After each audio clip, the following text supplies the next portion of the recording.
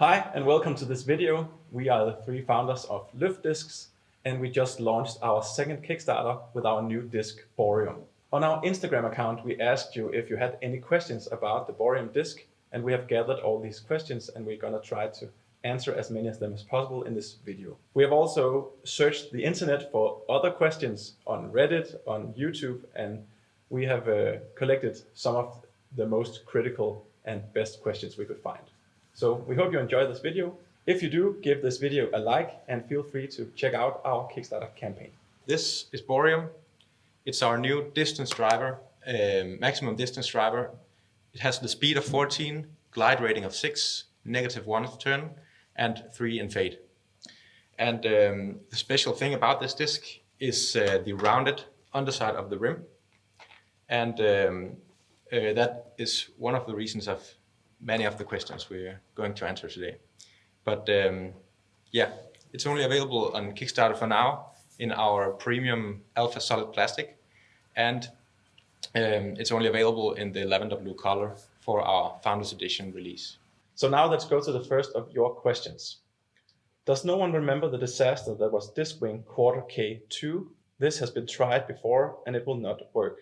So the reason this person asks this question is obviously that Discwing Quarter K2 is a rounded rim driver, and that didn't go too well.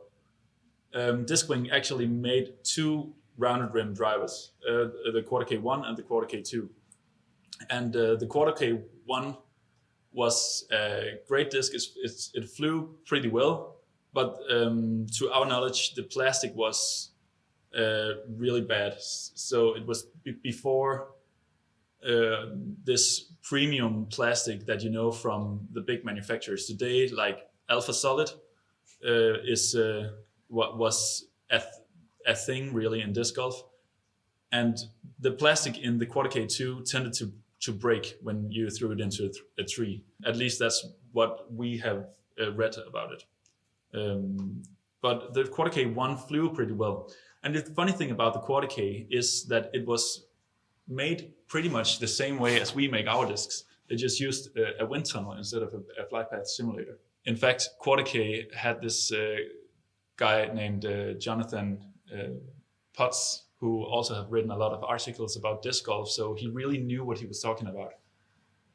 And I mean, it was actually kind of a cool thing for us to find out that he had made a rounded rim driver, because then it's like then you know you're onto something. And it flew pretty well, but the plastic wasn't that good. So, but how about the Quarter K2? You talked about the Quarter K1 has a nice flight, yeah, but bad materials. Yeah. But how about the Quarter K2? I think it was less stable. More understable, or Yeah, okay, more yeah. understable. So I just know it wasn't as the flight wasn't really appreciated by a lot of people. One thing to add in that regard is that when you have a very high speed disc, it becomes less dependable, no matter what disc it is. And if you add on top of that the disc changes every time it hits the tree, it becomes really, really hard to make a predictable flight and get any sort of consistency out of it. And at least with the durability from Alpha Solid, we believe that this won't be a similar problem for Bohrium, even though the disc is actually even faster. So, and we should probably also mention that we didn't know about Quarter K or Quarter K2 before we made Bohrium. As we wrote in our Kickstarter campaign, we discovered that the radius of the underside of the rim had a big impact on the drag or the turbulence created under and behind the disc, and that was how we got the idea to make the rounded rim. And obviously, before we released the Kickstarter campaign, we researched and found out that there was these two, to our knowledge, is the only other two discs with a rounded rim, and they have a rounded rim for the same reason that we have it, but we think we have got a better result out of it. So the next question is, hey look, another Rask. Useless. There is a lot of parallels between the Bohrium and the Rask, but Rask is much more overstable than the Bohrium is, and it's completely different grip feel. It's also not as fast as the Bohrium is, and yeah. I would say the only thing these two discs, Castoplast Rask and Bohrium, has in common is that they are trying to solve the same problem. That's right. They're just doing it in two completely different ways. Yeah. And the way Rask does it lowers the moment of inertia significantly, which in my opinion is not the way to go. And moment of inertia has something to do with how much mass you has, how far out. So the more mass you has far away from the center, the higher moment of inertia. Same thing as an Innova Corvette. Okay, there's a lot of these comparisons. Yeah, Yeah. I guess that makes sense. I think the only real parallel between the Corvette is the rim width and the speed rating. Obviously, the glide and the turn rating as well, I think it's the same. But yeah, the Corvette is not trying something new in any ways. It's just a wide rim distance driver. Yeah, it's a good disc, but it's not something new. Again, the only thing they have in common is that they are both speed 14, pretty much. Yeah. And to be completely honest, and that's a secret for only you guys, but the flight numbers is just the manufacturers who invent them.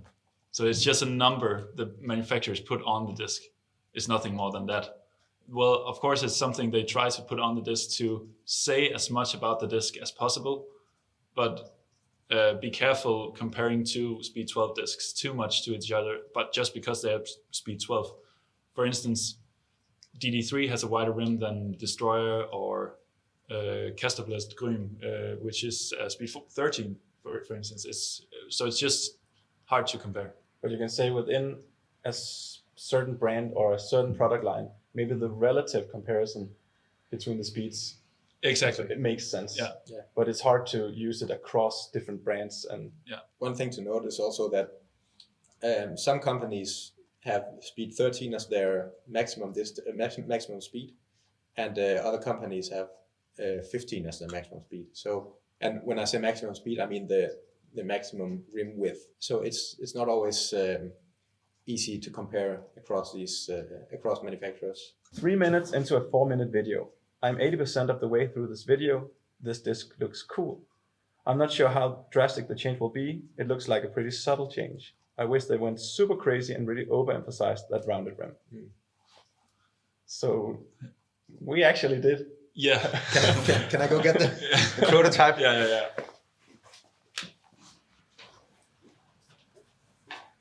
All right.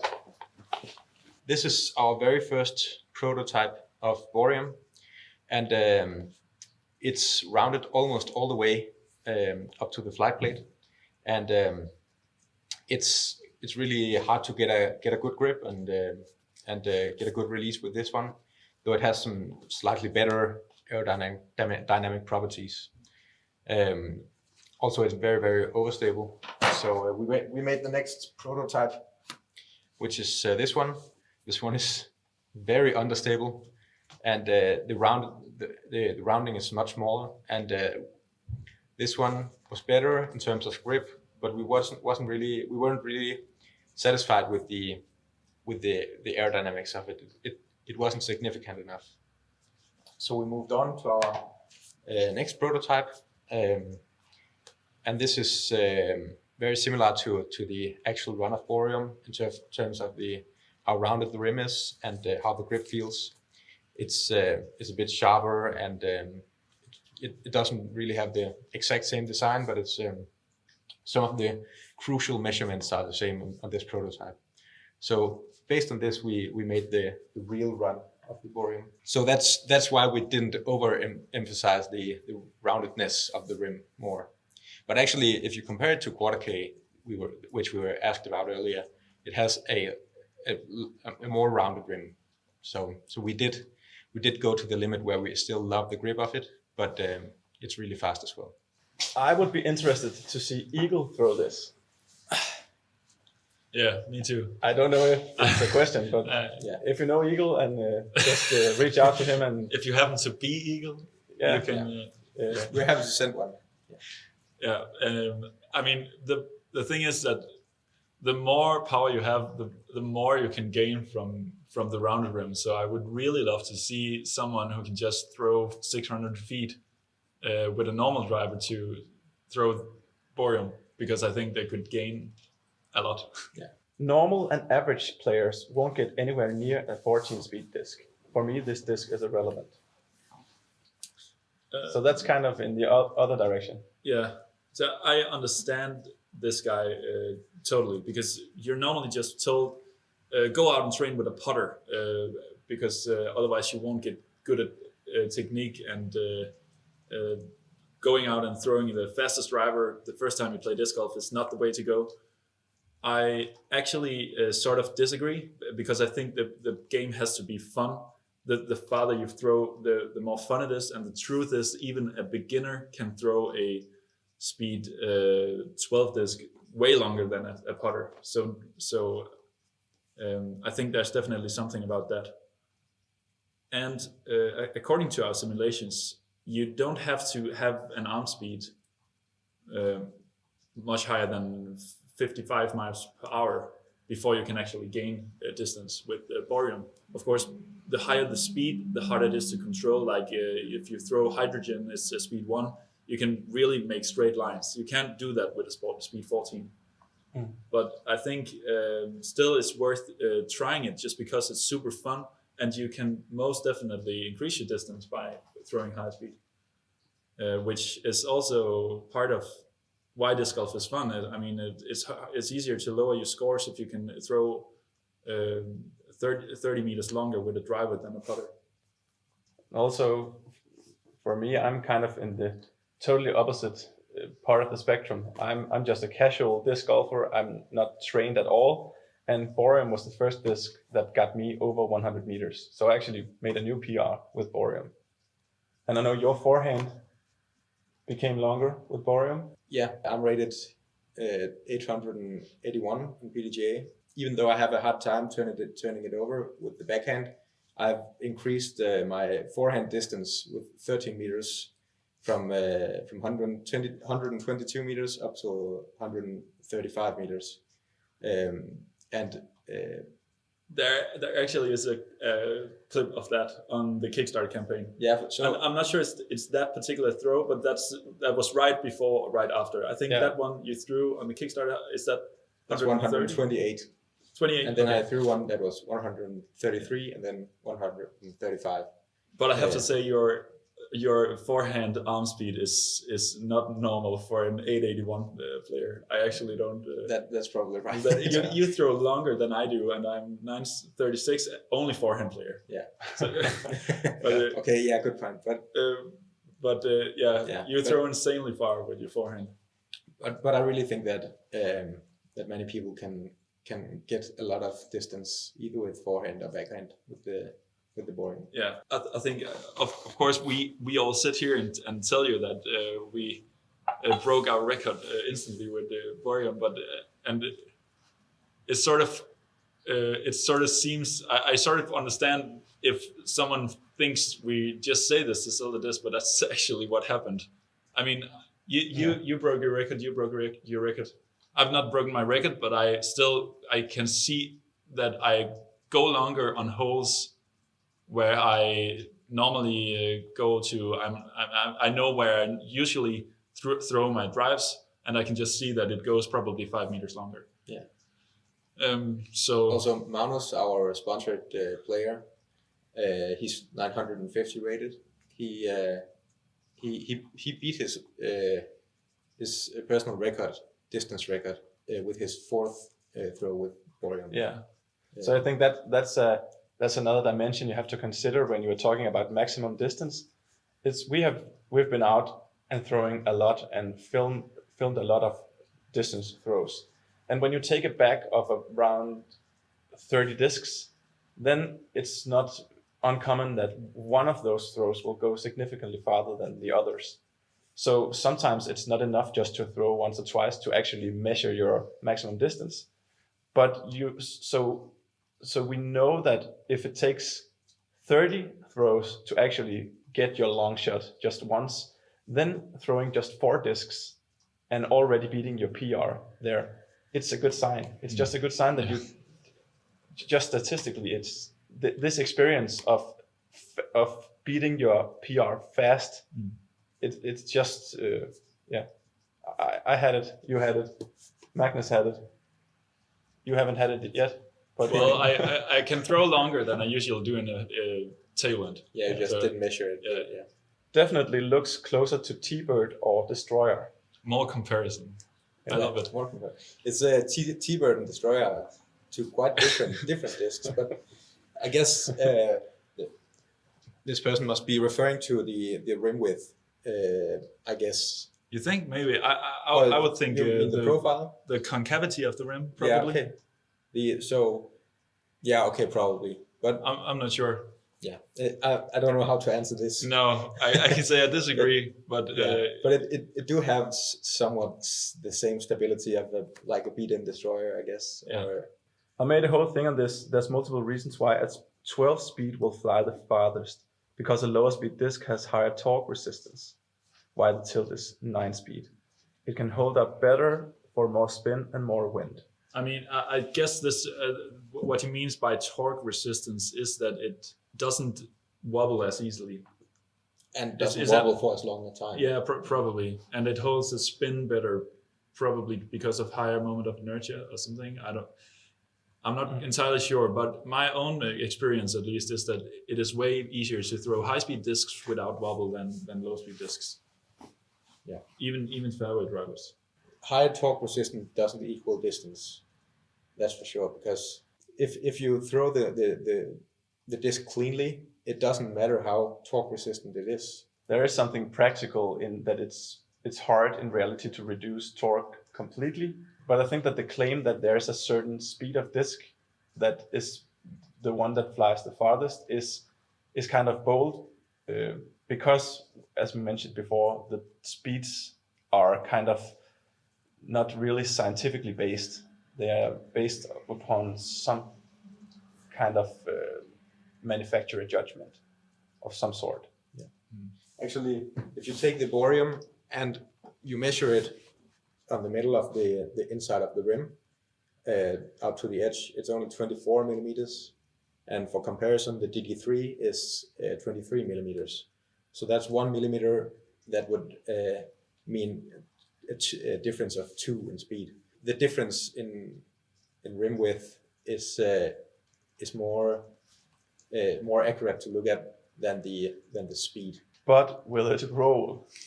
It's actually a really good question whether it will roll longer, because I think rollers are slowed a lot by hitting the ground multiple times and hitting roots and all this. And I actually don't know how much rollers are decelerated from ground action versus air resistance or drag. So I'm not sure how big an improvement it is, but either way, the Bohrium is has a really sharp rim on the leading edge. So the part that hits the ground is not a very big area. So that could mean it has lower resistance, yeah. Or it has lower friction towards the ground. But at the same time, it has a lower drag. So I think it might roll longer as well. But it's we can't really give a good answer, because the weather in Denmark and the grass in Denmark, it's very wet and lush, and we don't have any good courses for rollers in 1 year. But maybe you can find out.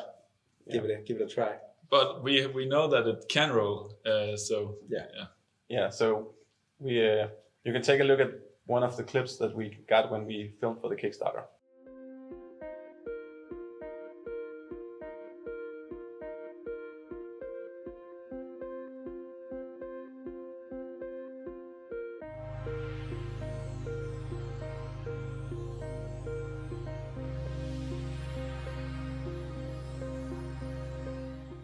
With the teardrop shape, the concept of lighter weight could cause the disk to be less stable at a faster rate just because of less drag. I'm not sure I completely follow the question.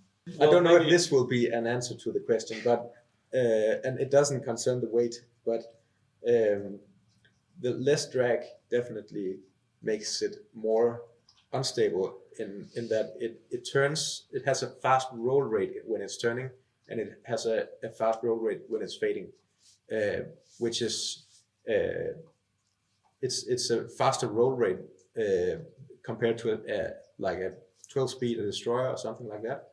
Just like a destroyer turns and fades faster than a hydrogen does. That was the purpose of the hydrogen, making the speed low so that it would turn and fade very slowly. And when you do the opposite and make it really fast, it will turn and fade really quickly. If you need more clarification, maybe try to ask the same question in another way. There was a ton of hype about the hydrogen, but nobody talks about it now that it was out. That's left a bad taste in my mouth. I get the vibes that their marketing is better than the discs.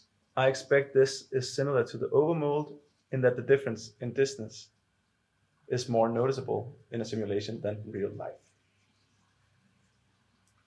Well, I think one of the reasons that it's hard for us to keep the same hype as during the Kickstarter is that we don't have any we don't have any sponsored players yet on a really high pro level. So many disc golfers will not really see hydrogen anymore unless they bought it Or play with someone. or play with someone who has it. Yeah, but if they do, they would definitely all the time be reminded that it's a really straight disc, and that's of course something we are working on, that we want to have a sponsored player playing in the Pro Tour, playing on Jomas Pro, so you all the time can see our discs and how they fly and how they can be applied in different situations from a really great player.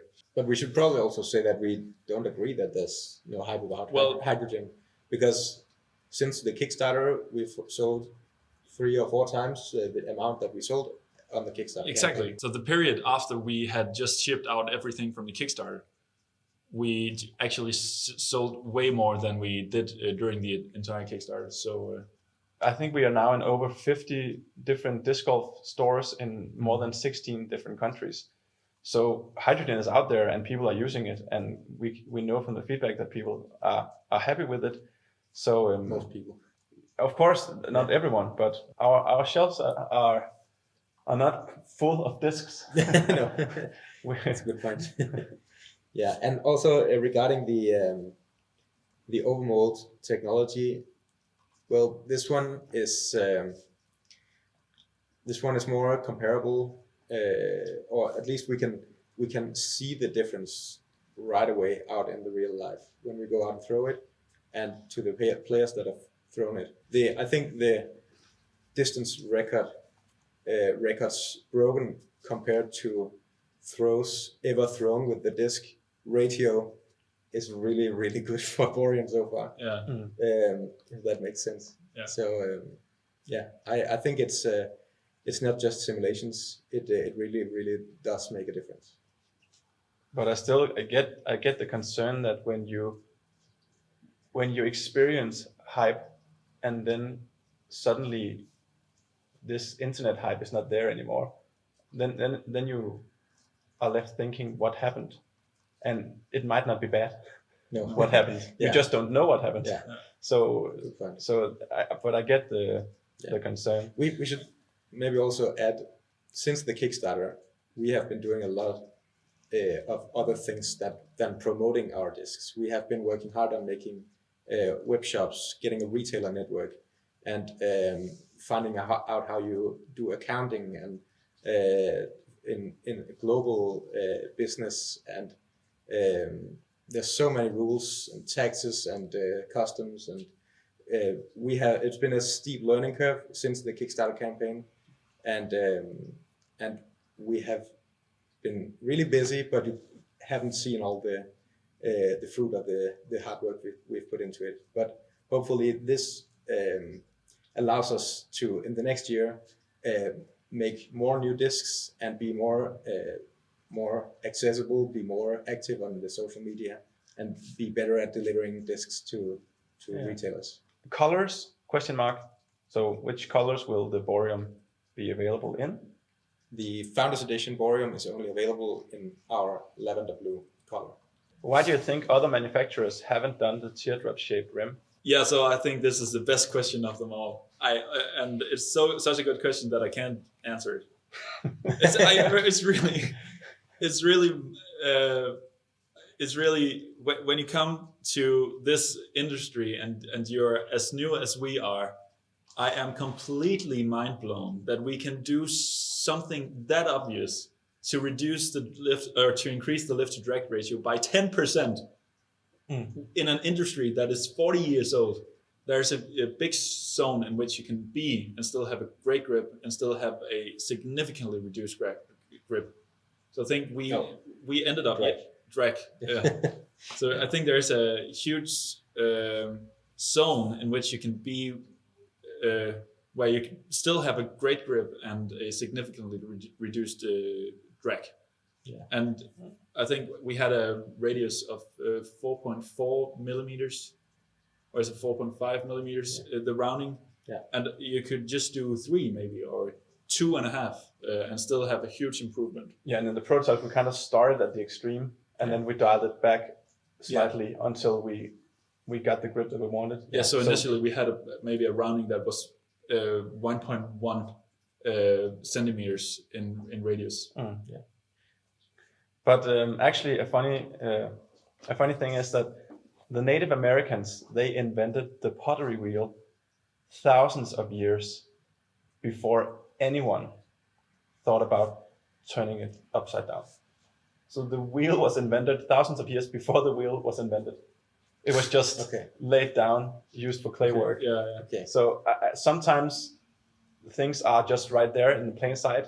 Some people already have made it, but it just haven't been utilized in the right way yet. And I think actually one of the reasons is that there's not a lot of scientific talk in disc golf.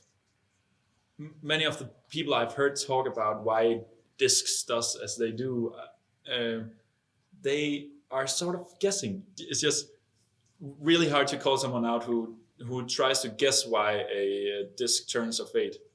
And I've heard disc golf manufacturers do this. So I think the approach is not really scientific in disc golf. So terms like lift to drag ratio has not been on the table ever in disc golf. But if you take the airplane industry, that's the only thing anybody talks about. They just want to increase the lift to drag ratio as much as possible. And they spend millions and billions of dollars doing so. At the farthest throw, about 100 meters, how far and how will the new disc fly for me? I think that's kind of like me. Yeah. So actually, before I tried Bohrium, my personal record was just below 100 meters. I think it was 92. I don't know if maybe I've thrown a bit farther, but the longest I've measured was 92. Was that forehand or backhand? That was backhand. Backhand. So yeah, I have a low arm speed. Yeah. But Bohrium finally got me to break the 3-digit zone. So I just managed to get exactly 100 meters with Bohrium. Yeah. And that was within like 8 throws or something. And how did you throw it? Was it on Anheuser or flat, or how did you release it? I think it was just flat. Yeah, so I think if you throw about 100 meters, you can probably not expect to turn it over a lot, unless it's really beat in or something. Or there's a headwind. Or there's a headwind, yeah, then you of course can do it. And I think you, if you're lucky, you can get maybe 105 meters from throwing Bohrium. I don't want to promise anything, but it depends a lot of technique as well. Exactly. But according to what I've seen already, I wouldn't be surprised if you could gain 5 meters. How much arm speed do you need to get the Bohrium to turn on a flat release? It turns probably even with 50 miles per hour arm speed, but to get a visible turn and to keep it turning for a while before it flexes back, you probably need to be closer to 60, maybe 58. miles per hour. Also, like any other disc, there can be some batch variations, and some discs might be a little bit more stable than others. And the higher the speed of a disc is, the more pronounced this difference sometimes can be. I think to be very specific, I think that in our simulator, it starts turning at about 24 meters per second, and that's around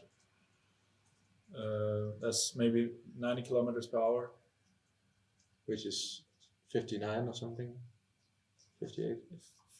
55, I think. Okay. 55 miles per hour. So that's where it starts to turn, but that doesn't mean that you will be able to see it. That's probably 1 degree per second or something. So something that probably isn't notable, but you can maybe get a little bit of turn if you throw 60 miles per hour, but not like Eagle McMahon. No. You can't turn it from a 45 degrees hyzer angle over to a hyzer flip. But that's where it should start turning instead of fading. So there's a stable point for every disc in disc golf where it goes from turning a little bit to fading a little bit, or where it's actually just completely stable. And for Bohrium, I think that's about 90 kilometers per hour. Yeah. Do you think your disc has the potential to become a big player at the drivers' market? We hope so.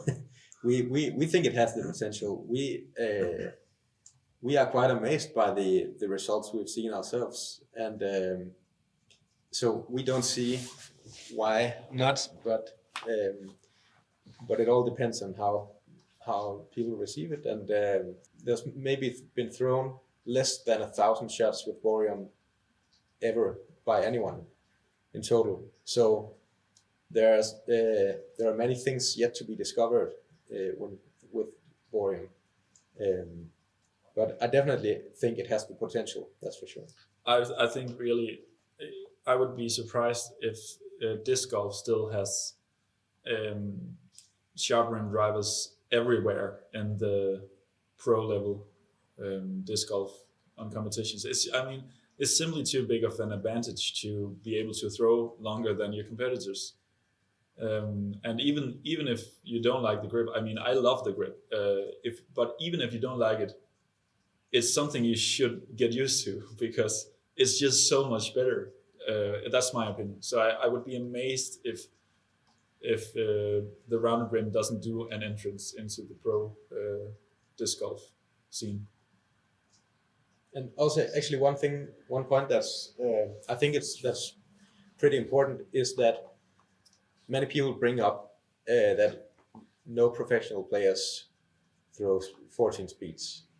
And while that is almost true, there's still a lot of professional players that throw the Ballista Pro by Latitude. But the Nuke by Discraft, the Boss by Innova, there are many drivers that are almost as wide as Bohrium. But the reason people often choose not to throw high-speed discs is because of the feel in the hand. And whether you like it or not, this doesn't feel as wide as a Boss or a Nuke or any other super wide distance driver. So it definitely makes a big impact on the grip. That makes it feel more like what you would expect from a 12 speed. Yeah. And I also want to say this. It's 24.5 millimeters in rim width. PDGA rounded it up to 25. So it's actually more comparable to many Speed 13 discs. It's not far from many Speed 13 discs. No. Give us the numbers. I think you gave us the numbers. The numbers. So is that a new question? Yeah, it's a new question. If it's but I think several of these questions they don't seem like they actually saw the Kickstarter campaign. No. It seems because we have give us the numbers. How does it fly? How many plastics? And all of these questions they are answered right in the beginning of the Kickstarter page. Yeah. So something tells me that we haven't been good enough at telling people that we have this campaign. So please help us share the message. So we really try to answer as many of the basic questions in the Kickstarter, but of course it's hard to get the message out that it is there, even though we actually have these questions are from our Instagram followers, so they have access to our story where we link to the Kickstarter, but still you don't see everything. You don't watch all content from everyone you follow. And we understand that not everybody reads the entire Kickstarter campaign. Of course. Yeah. But if you still have some of these kind of basic questions, then we really encourage you to check out the Kickstarter page, because a lot of them will be answered very quickly there. Will the discs be released to dealers? As soon as we are done shipping out the Founders Edition Bohriums, we will plan a release for retailers, and we already, as you mentioned, we're already out in 50 retailers with hydrogen, and many of them have already shown interest in carrying the Bohrium as well. So we're super thankful, and and we will definitely get Bohrium out in retailers as well, also in other colors. How do I get my hands on 1 or 2? No, 1 or 12. Okay. Okay. Let's just go to the Kickstarter and then pledge for. You can actually not get 1. You can get 2 at the minimum, and 12 you can get. You just pledge for the 10 pack, and then you add 2 more. Yeah. So in the Kickstarter you can customize your reward level to how many Bohrium you want. But what if you only want 1 anyway? You can team share, up. Yeah, share with a friend. And you can save on shipping. Why is this new disc so special? I'll say because of the round rim, pretty much. Are you guys planning on sending some to the world's farthest throwing players? I would really love to. It's really hard to get those people to throw them, because most of them, or actually everybody, are sponsored. Yeah. And so they would have to clear it with their sponsor, and that's not going to happen. It would be devastating for them if their players could throw further with our driver. Yeah, it would just be very, very good advertising for us, but not as much for the sponsors. I see the Bohrium has a rim thickness of 2.5 centimeters and the speed is 14. Is there a reason why you did not decide to give it a 15 speed rating? Latitude 64 did so with their Missilen and Raketen discs, though I'm unaware of any other who use that. I just want to hear your thoughts of using 14 instead of 15. Thank you. I think the original definition of the flight rating system was up to 14. So Innova invented that system, and I mean that's not a reason to stick to it necessarily if you break the limits. But I still think there's room for even faster disc.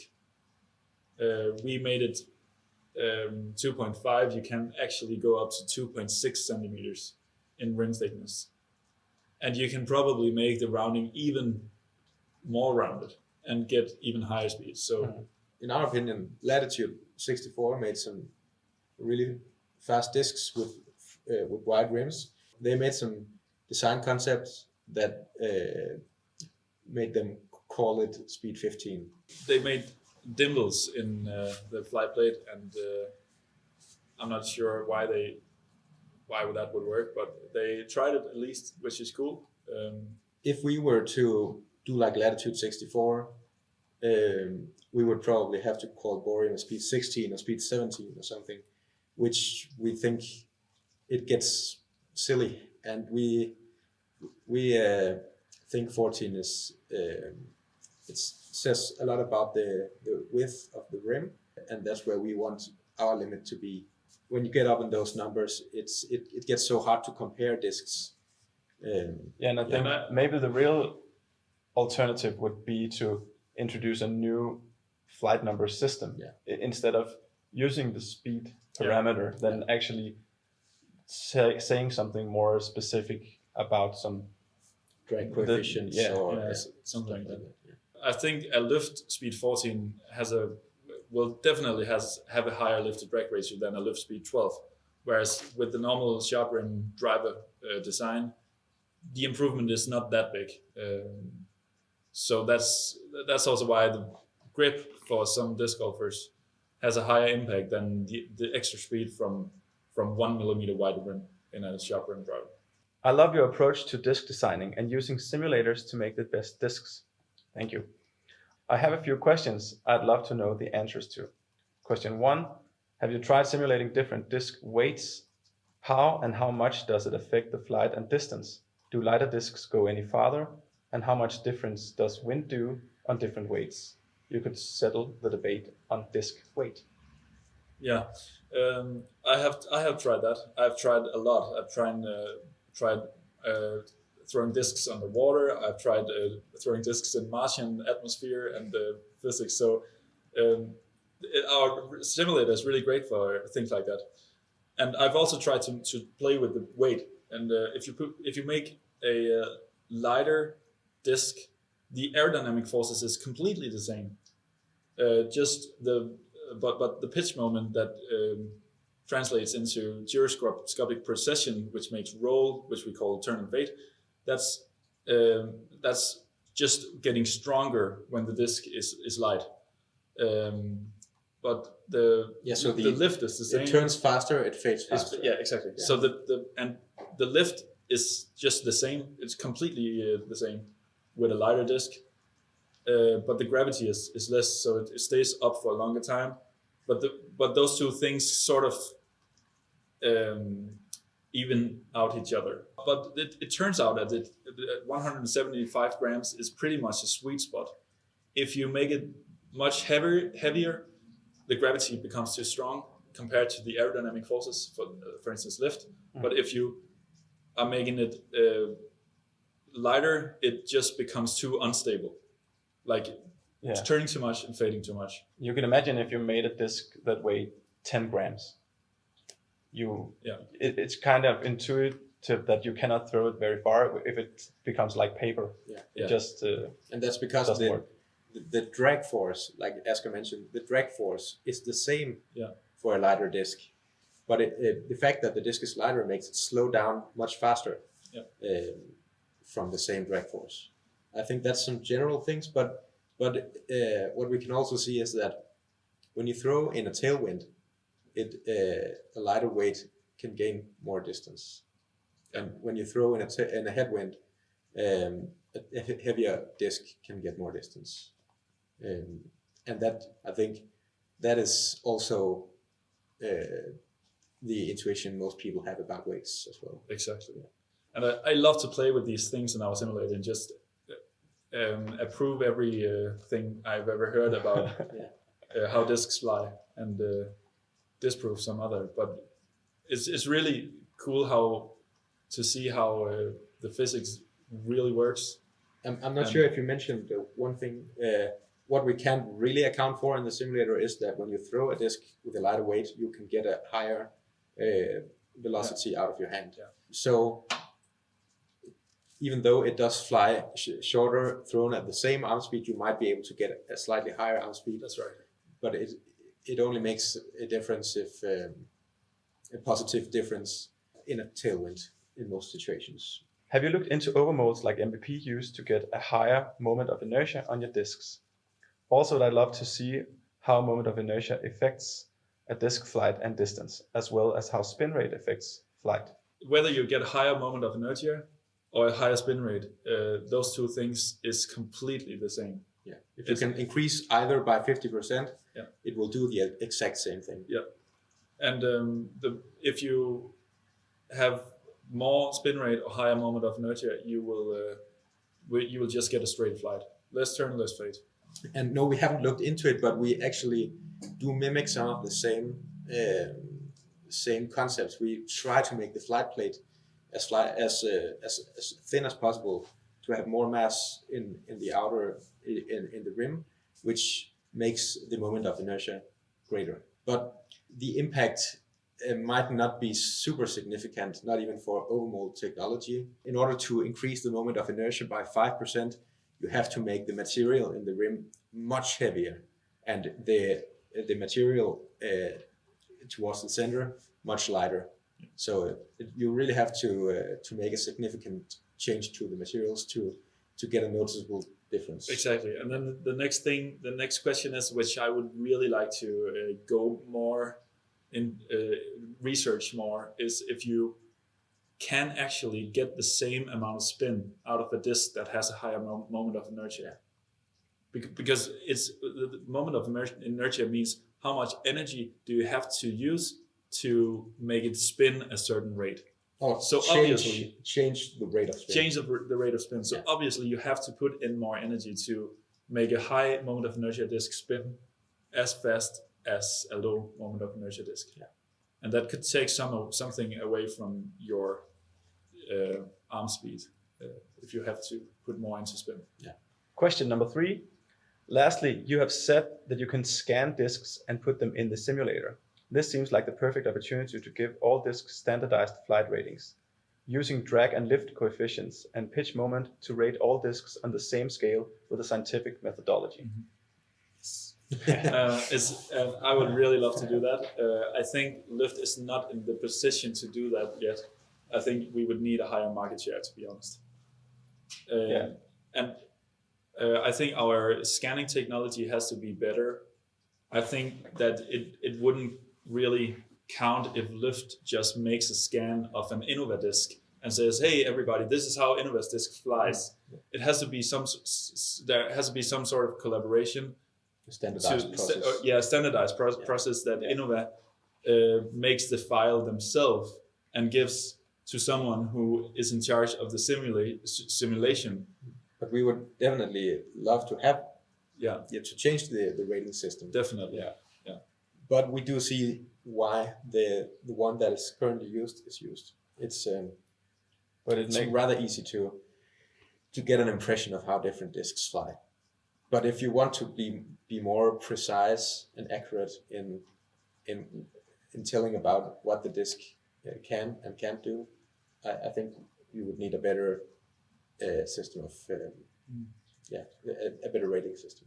Yeah. But in principle, it is what's required if you really want to compare how discs fly on a scientific level. You would need to have some sort of 3D representation of all discs and then use the same metrics to assess the flight characteristics. Yeah. Like our simulator or something similar to that. Yeah. And it would demand some sort of collaboration where you could verify your own file and say, I can vouch for this. And but I think somewhere in the not too distant future, we will see some more of this talk. Yeah. Even if it's not across all brands and to compare every disc, I think it might not even become the primary system. No. But it could be a secondary system. Yeah. But it's we love the idea. The straightest driver ever. Good question. An easy answer, which is no. Yeah. It is not.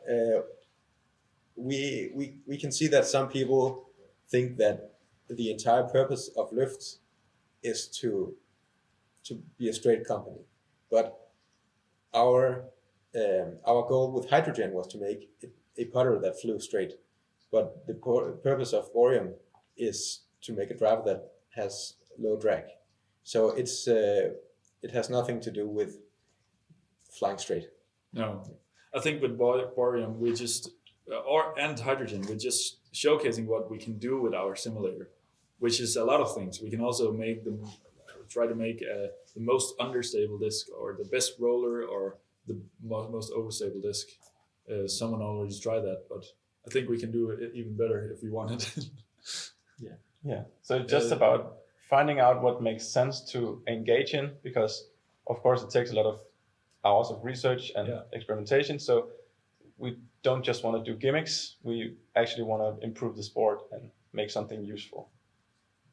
Okay, but we can't do that with the simulator. Can't be worse than the putters. And a lot of exclamation marks. Okay. They are hard to compare, I would say. But it's it's a driver and a putter, so worse in this context, it has to refer to something, because of course it will be worse for some aspects of disc golf, but But actually, Bohrium is really good for putting. We have a short video we can show you. We actually have some pretty crazy putts with Bohrium. Yeah. Oh.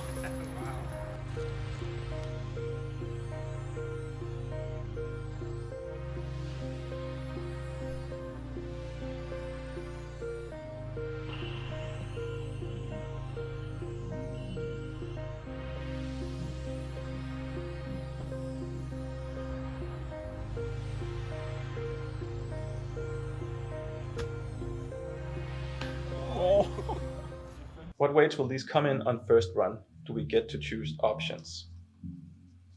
Unfortunately, you do not get to choose options because it would simply be too big of a task for us to have discs that look almost the same and have 8,000 of them and ship them all out in 2 weeks without doing mistakes. So we have chosen to say that we guarantee that you get more than 170 grams, but we try to make every disc 174 grams. So that's what you can expect. Yeah. We will work on lighter weight options later, but it's not in our scope right now. But it's we know that many people prefer drivers in lighter weights, and we will definitely look into that later. Why are 2 discs a minimum? We wanted to keep shipping costs down. Shipping has increased, especially during the last year, and especially to United States. So I don't think it makes sense for anyone, not to mention the climate, to just ship one disc to United States, because it's so easy for people to just team up with a friend that I think that's the way to go. They claim the rim has the most aerodynamic shape possible, the raindrop. It's true it is shaped like a raindrop, except that the raindrop is facing backwards. Lol. Yeah, okay. I'm not sure if it's a serious question, but obviously one of the raindrops is facing backwards. Yeah. That's always something you need to consider, that that you get the same profile in the front and the back, since it has to be symmetrical. But even though it faces backwards, I would say it's there's always a benefit of rounded shapes when it comes to aerodynamics. Pretty much any corner in aerodynamics is bad. Even though it faces backwards, it really reduces drag underneath the flight plate. Underneath the flight plate, actually, there's a sort of a whirlwind where the disc comes. If this is the rim leading edge, the wind comes here, and then when the wind passes the rim, it continues way down, maybe a centimeter away from the flight plate, and turns around and makes a whirlwind like that. As someone who has a career doing engineering level simulations, I'm extremely skeptical of the correlation between predicted flight and real world flight. You're telling me that you took a CAD model of your disk, extracted the aerodynamic coefficients from CFD, and ran a rigid dynamics simulation of the flight using those coefficients. Then you took that CAD model and made a tool, molded a disk, and threw it on the same angle you used in your flight simulator and matched the predicted path to within 2% accuracy. Nah, simulation tools can tell you a lot of useful things about the disk flight and design, but that flight path overlay feels like smoke-blowing marketing graphics. It ain't that easy. I would really like to answer that one, because I was the one making that simulation. I know which one he's talking about, and that's the one from the Kickstarter campaign video. And things happened in the opposite order. Yeah. So first we were out taking a lot of flight with a drone, and then we pick one of them which we think represent the flight of the disk really great. And then I tried to replicate that shot in the simulator, and I tried to use all the same input parameters as we had in the real world. So the same release angle, same launch angle, same hyzer angle, and same temperature, same air pressure, same sea level, same side wind, and everything. Spin rate, initial velocity. Spin rate, yeah. And the only thing I don't think we had a perfect measure of was the wind condition on that day. We could use the forecasts, but we didn't have anything to measure wind. And I might have had a little bit more wind in the actual simulation that I made to make it fit better, but I'm not sure because I don't know what the real one was. But obviously, as he says, it's extremely hard to just perfectly get everything in fit with the real world, and that's not what happened. It's more like we try to do it, and then there might have been a little bit more wind in the real world, or the disc he threw on that particular shot could have been a bit more understable than the one we had simulated in the simulator.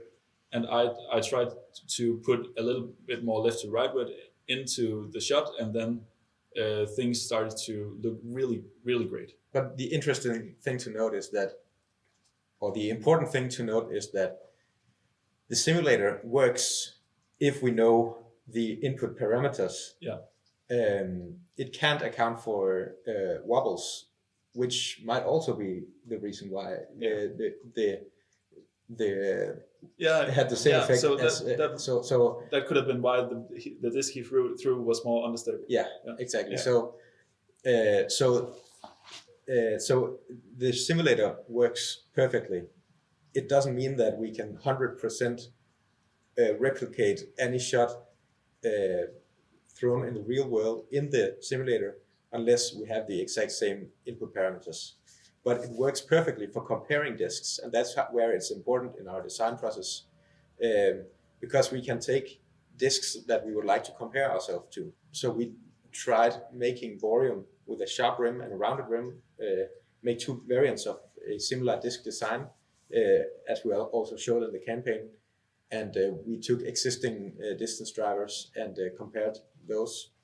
And this is where we can see the differences. And those differences are comparable to the real world, but the simulation isn't always comparable to the real world because the drawing of the disk, the scan of the disk might not be perfect. And there are some uncertainties. So there are different stages of using the flight path simulator, because the main purpose of the flight path simulator is to skip a lot of the costly prototyping process of molding physical disks and throwing them to find out how they fly. So having this flight path simulator, it's really just utilizing all the laws of physics that are already known.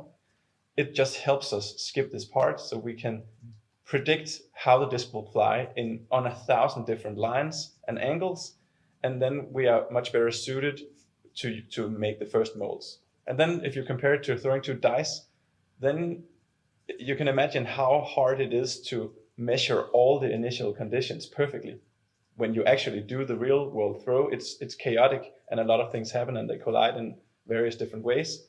But that doesn't mean that you cannot simulate the dice before and design a weight die that has a greater chance of landing on a 6. You can do that, even though it's hard to match the reality exactly back to the simulations afterwards, because then you are out in the real world. You have to actually release the dice perfectly and in the same way every time, and you just cannot do that.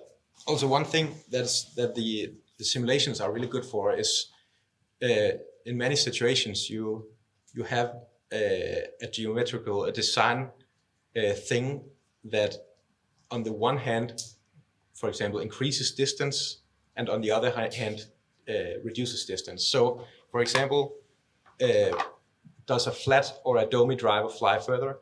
The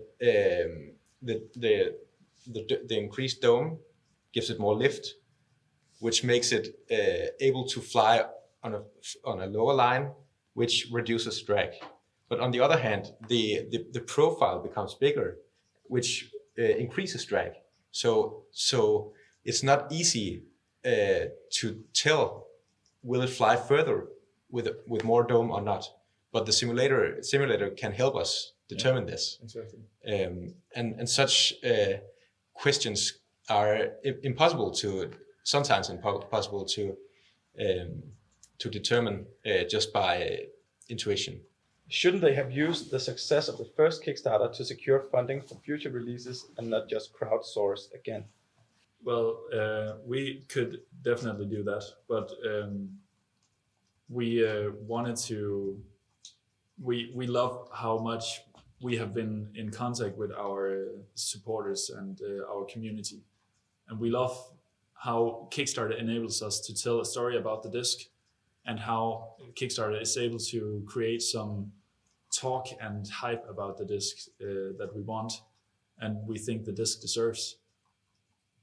So Kickstarter is just such a great option for us. Also because now we have learned how to handle a whole bunch of orders on very short time. So we are pretty good at sending out the discs to the consumer ourselves.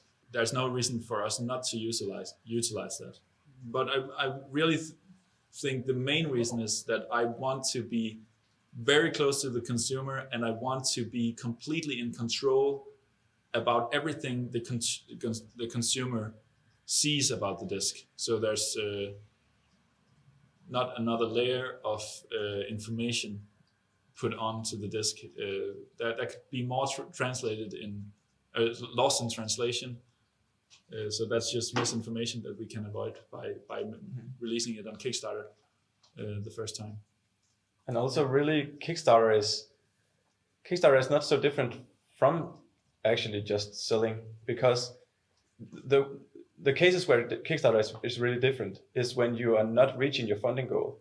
Because when you're not reaching your funding goal on Kickstarter, then everyone gets their money back and the project doesn't become a reality. But as soon as the goal is reached, then you commit to actually produce the product and deliver it. So from that point on, it's actually very similar to just selling normally.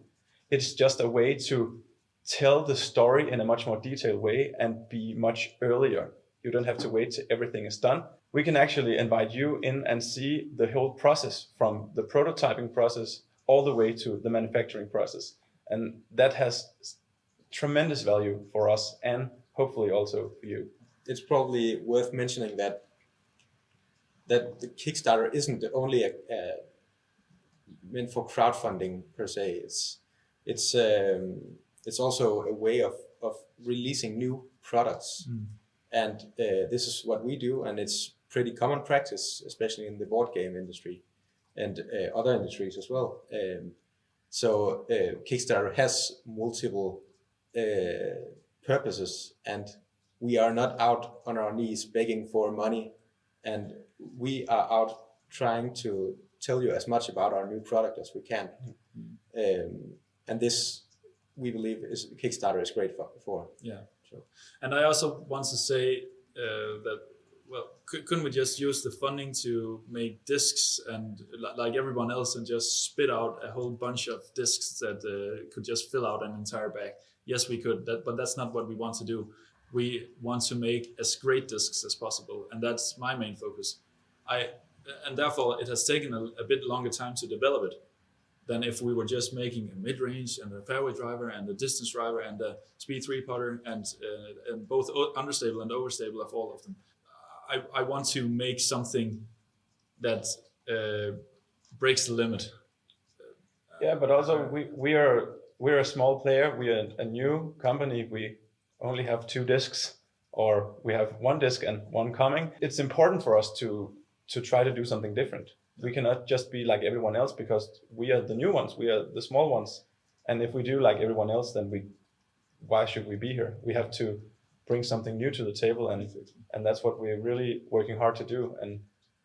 And just the whole thing about creating this amazing community through Kickstarter, and it's really great for us to have this opportunity. And I think it's a different way of being a disc golf company than we're used to seeing. So I think we are through all of the questions now. I hope you enjoyed it and maybe also learned something.